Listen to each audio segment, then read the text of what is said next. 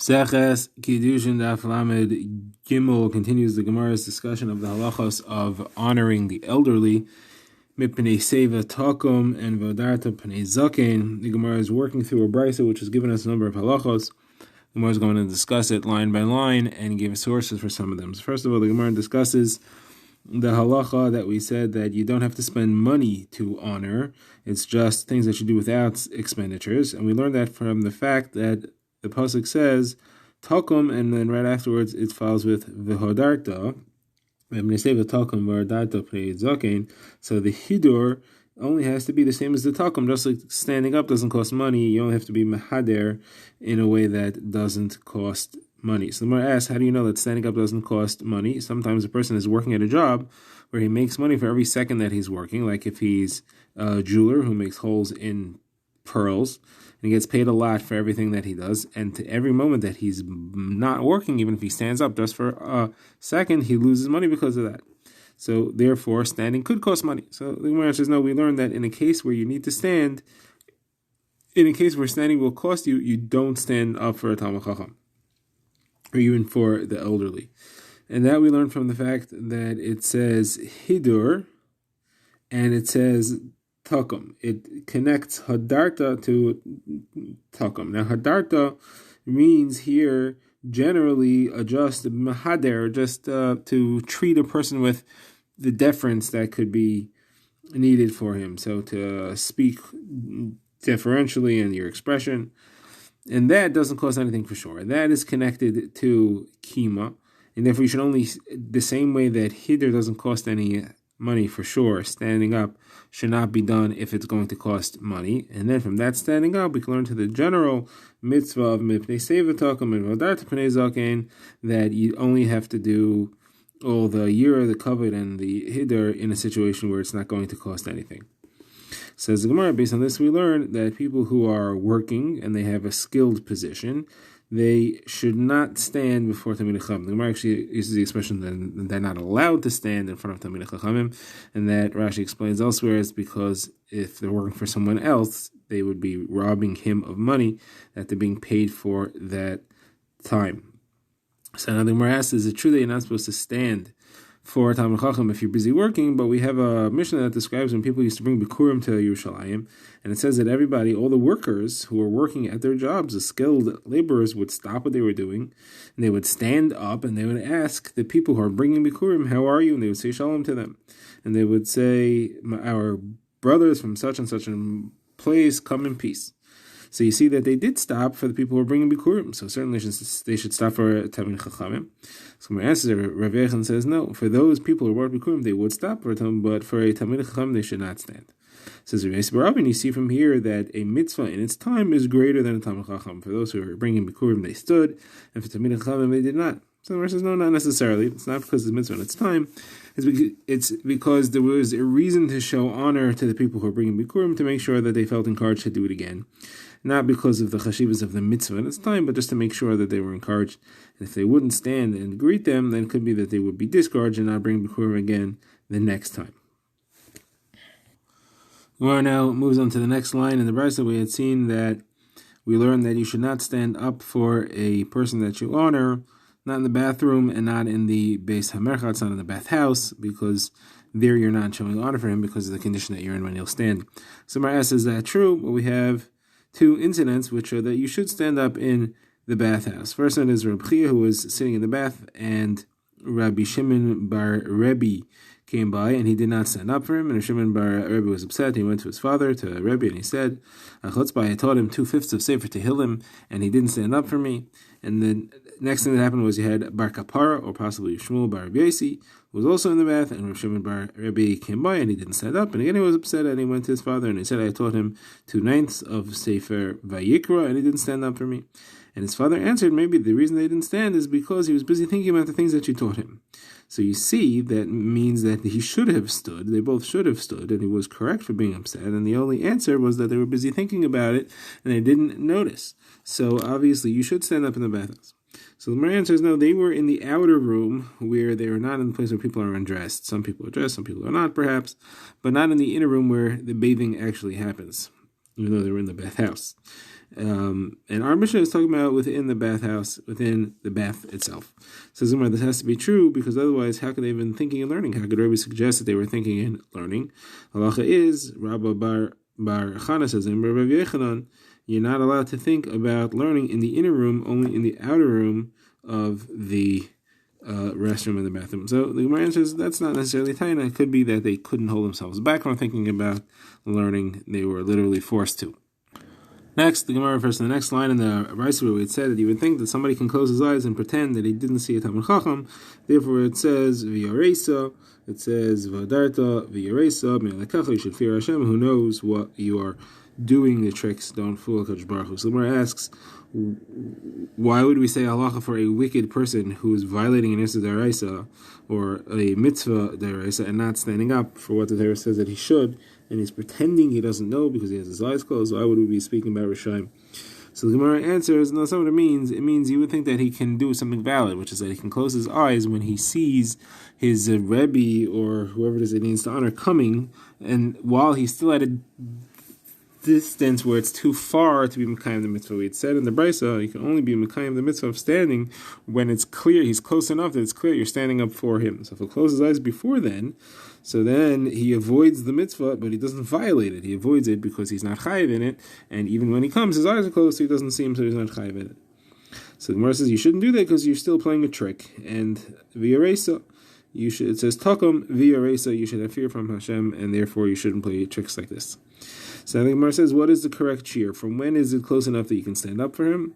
So the Gemara says 4 amas, and Abai says that's only for one who's not his Rebbe Muvik. But a Rebbe Muvik, from however far away he can see him, he should stand up. Abai, whenever he would see the ears of the donkey of Rav Yosef, his Rebbe, coming, as soon as he was able to recognize the ears, he would already stand up. The Gemara now says Abai had another story with a donkey. He was riding a donkey on the banks of the Sagi River, and Rav Misharshia and the Rabbanan were sitting on the other side, and they didn't stand up for him. So he called across the river, and he said, am I not a Rebbe Muvik? You should be standing up for me even from this distance. So they said, we were sorry we didn't notice you. We were busy talking and learning. Next part of the Brisa, the Gemara quotes Rav Shimon ben Elazar, who said that the older person should not trouble the tzibur, and he should walk around. He should go, if he could, he should walk another way that doesn't cause people to have to stand up for him. So Abaye said, we learned that if he walks around, then he will gain longer life. Abaye used to always walk around. Reb Zera also did. Ravina was one sitting in front of Reb Yirmiyah of Difti, and a man came by, and he didn't cover his head in a manner of respect that people usually show. So Rav Yirmiyah Difti said, how rude is this person? So he said maybe he's from Mechasya, that they're very familiar with Rabbanan. There's a lot of Rabbanan there, and therefore he didn't show the deference he would have expected. The Gemara now discusses the opinion of Isi ben Yehuda, and the Raisi would see that Isi ben Yehuda holds that one should stand up for an elderly person even if he is wicked, as opposed to 2 other opinions in the Brisa. Says the Gemara, the halacha is like Isi ben Yehuda, Rav Yechanan says, and therefore we should be standing up even for people who are not Tamid Chachamim, and perhaps even if they are wicked. The Gemara says that Rav Yechanan would stand up from before old people even though they're Aramean, meaning Akum, and he would say this person is surely gone through a lot of things in his life, and therefore he deserves my respect.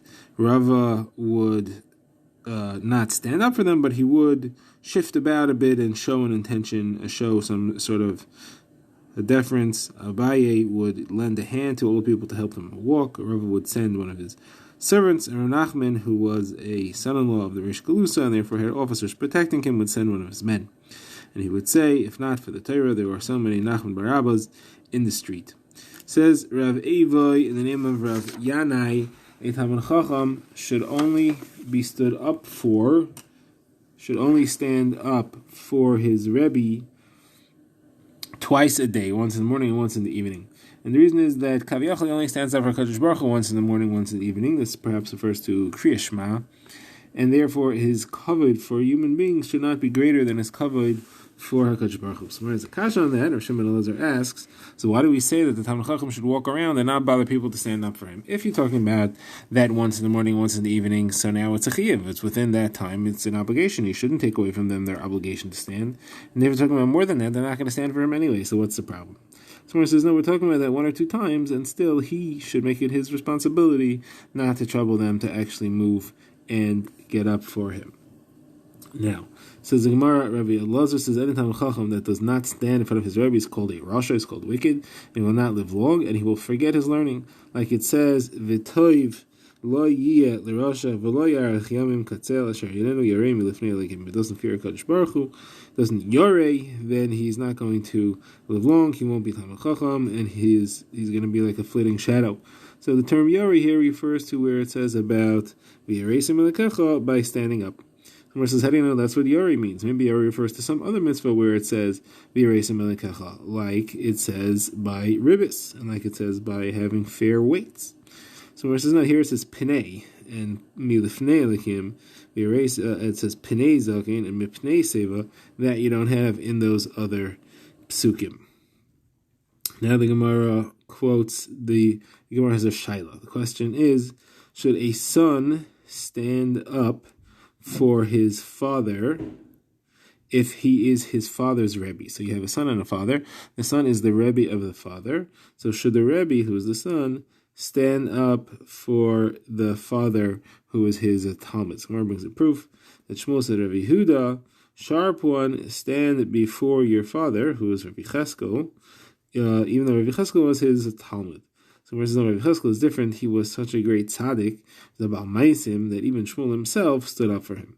So then the Gemara asks, so then why does he have to say anything to him? Obviously he's going to stand for him.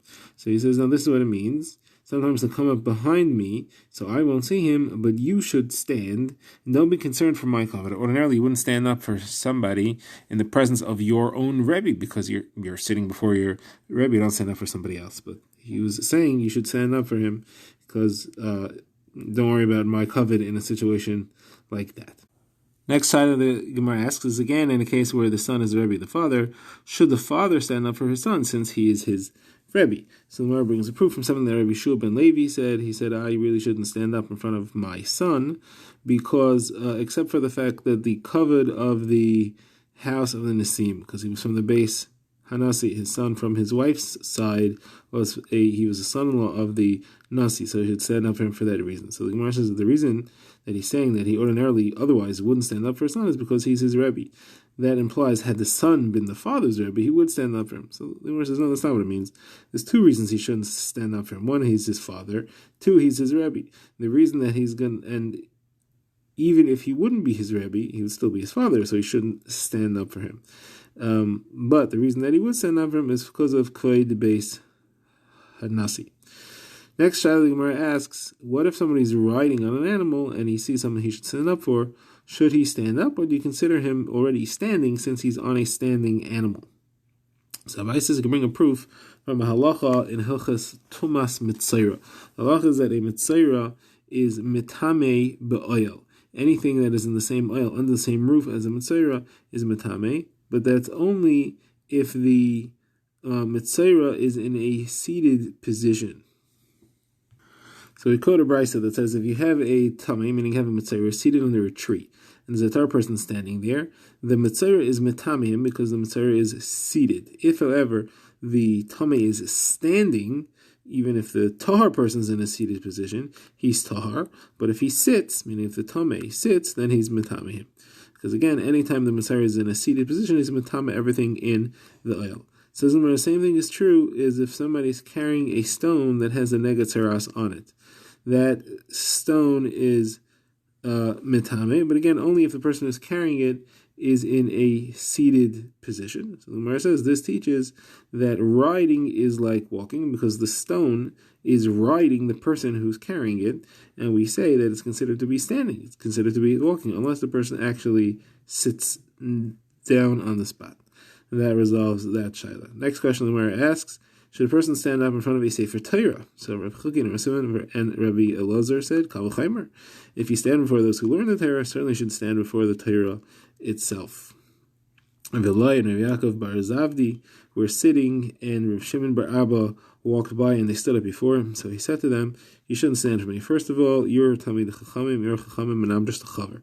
Second of all, you're learning Torah, so the Torah should not be standing up before the learners.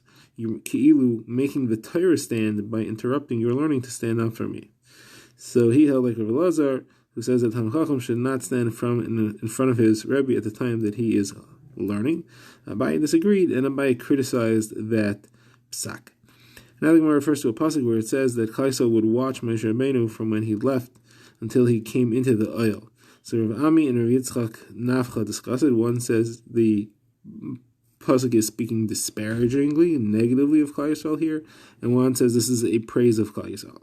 The one that says it is a disparagement is because, like it says in the Medrash, that they spoke evil of him and they looked at him.